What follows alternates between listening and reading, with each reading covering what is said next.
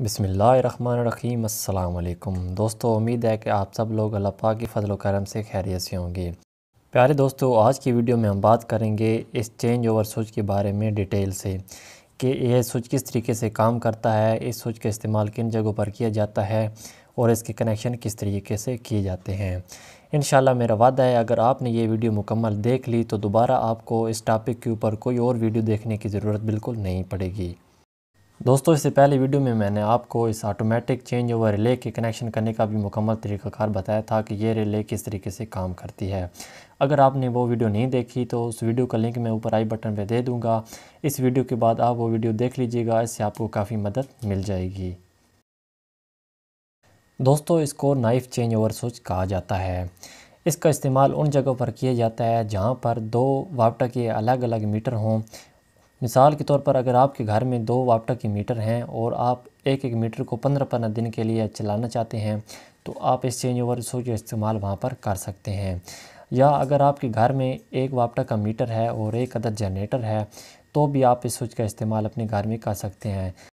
Double metre का connection अगर आप इसके साथ करना चाहते हैं तो ऊपर की जानिब 1 मीटर चलेगा और नीचे की जानिब दूसरा मीटर चलेगा। तो ये इस तरीके से काम करता है। आज की वीडियो में मैं इसके साथ एक वाट मीटर का कनेक्शन करूंगा और साथ में एक जनरेटर का कनेक्शन करूंगा। अगर आपने इसके साथ डबल मीटर का कनेक्शन करना है तो उसका तरीक़ाकार सेम यही होगा। कनेक्शन करने से पहले इसके ऊपर ये जो सेफ्टी कवर लगे होते हैं, ऊपर की जानिब, साइड की जानिब और नीचे की जानिब, इनको आपने उतार लेना है। यहाँ पे दोस्तों आपको 2 पॉइंट नज़र आ रहे हैं तीनों साइड पे।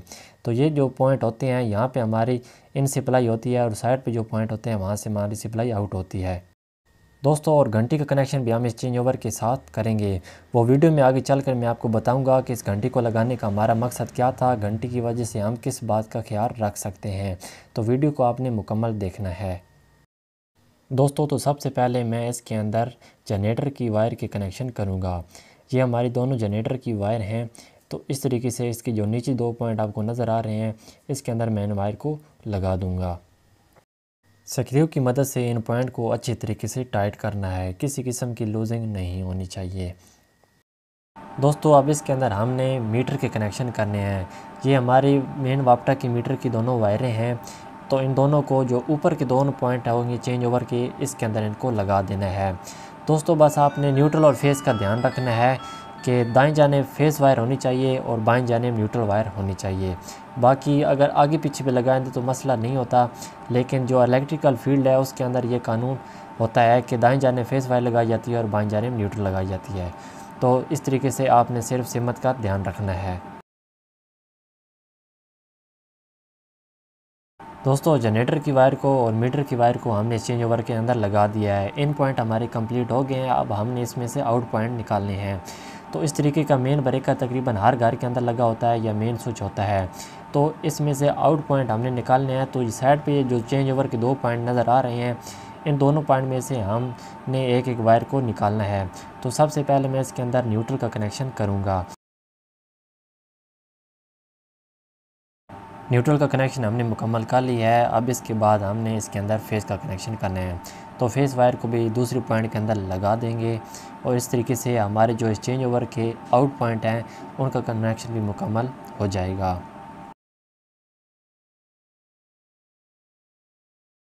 दोस्तों। अब इन दोनों वायर को हमारे पास जो हमारे घर का मेन ब्रेकर होगा, इसके जो ऊपर वाले 2 पॉइंट होंगे, इनके अंदर इन दोनों वायर को लगा देना है।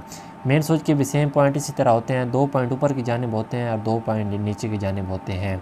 तो इन दोनों वायर को हम इन पॉइंट के अंदर अच्छी तरीके से लगा देंगे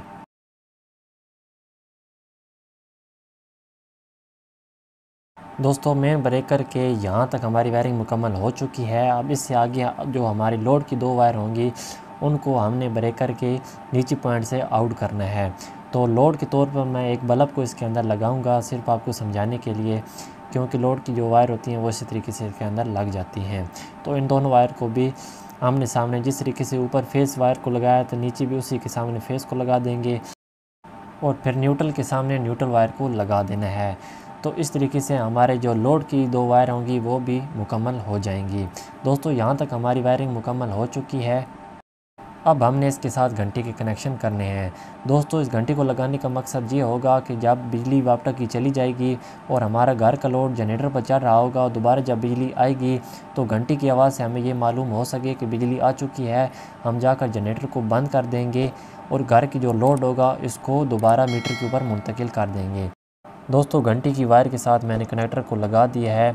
अब एक वायर का पीस लेंगे और घंटी के एक वायर के साथ इसको जोड़ देना है। ये हमारी घंटी की फेस वायर होगी। अब इसके बाद हमने न्यूट्रल की कनेक्शन करना है, तो न्यूट्रल के लिए भी एक वायर का पीस लेंगे और कनेक्टर के दूसरे पॉइंट के साथ इसको जोड़ देना है। तो इस तरीके से हमारे पास घंटी की 2 वायर बन जाएंगी। दोस्तों, अब इसके बाद हमने घंटी की एक वायर के साथ एक अदद स्विच का इस्तेमाल करना है ताकि इसकी मदद से हम घंटी को ऑन ऑफ़ कर सकें। तो ये हमारे पास एक बेड स्विच है, इसके दोनों स्क्रू को मैं खोलूँगा और घंटी की किसी भी एक वायर के ऊपर इस स्विच को लगा दूँगा। दोस्तों, अब हमने स्विच के दूसरे पॉइंट के साथ एक और वायर का पीस जोड़ना है, क्योंकि स्विच को हम कंट्रोलिंग के तौर पे इस्तेमाल कर रहे हैं। अगर इन दोनों वायर को मैं डायरेक्ट मीटर के साथ जोड़ दूंगा तो हमारी ये घंटी हर वक्त बजती रहेगी, ये बंद नहीं होगी। तो स्विच को इसलिए इस्तेमाल कर रहे हैं ताकि ज़रूरत वक्त इसको ऑन और ऑफ़ कर सकें। तो आउट वायर को भी मैंने इसके अंदर से निकाल लिया है। अब इस वायर को भी इस ग्रिप के अंदर से निकाल लेंगे और स्विच को बंद कर देना है।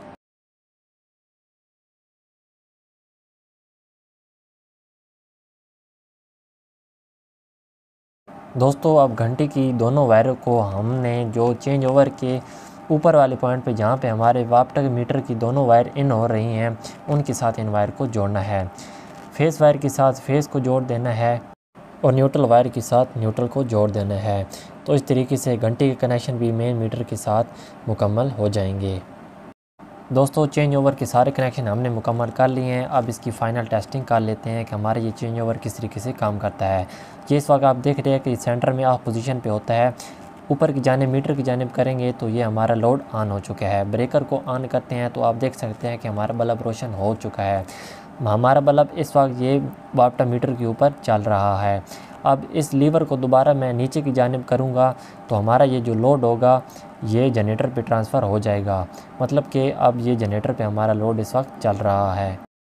दोस्तों, चेंज ओवर को जनरेटर की जानिब करते वक्त सबसे पहले हमने इस स्विच को ऑन कर देना है ताकि जब दोबारा जैसे ही बिजली आए तो हमें पता चल सके कि बिजली आ चुकी है, क्योंकि हमारी ये घंटी बजने लग जाएगी। जी दोस्तों, तो आप सुन सकते हैं कि हमारी बिजली आ चुकी है और हमें अब पता चल गया है घंटी की वजह से। स्विच को दोबारा ऑफ़ कर देंगे घंटी के और लीवर को दोबारा हम मीटर के ऊपर मुंतकिल कर देंगे, तो सारा लोड हमारा दोबारा मीटर के ऊपर ट्रांसफ़र हो जाएगा। दोस्तों, उम्मीद करता हूँ आज की इस वीडियो में आपको चेंज ओवर के मुकम्मल कनेक्शन करने का तरीक़ाकार बड़े अच्छी तरीके से समझ आ गया होगा। फिर भी किसी बात की समझ में ना आए तो कमेंट्स में मुझसे पूछ सकते हैं। दोस्तों, अगर वीडियो पसंद आए तो वीडियो को लाइक ज़रूर कर दिया करें, क्योंकि वीडियो बनाने पर बहुत मेहनत होती है। मिलते हैं नेक्स्ट वीडियो में। अपना बहुत सारा ख्याल रखिएगा। तब तक के लिए अल्लाह हाफ़िज़।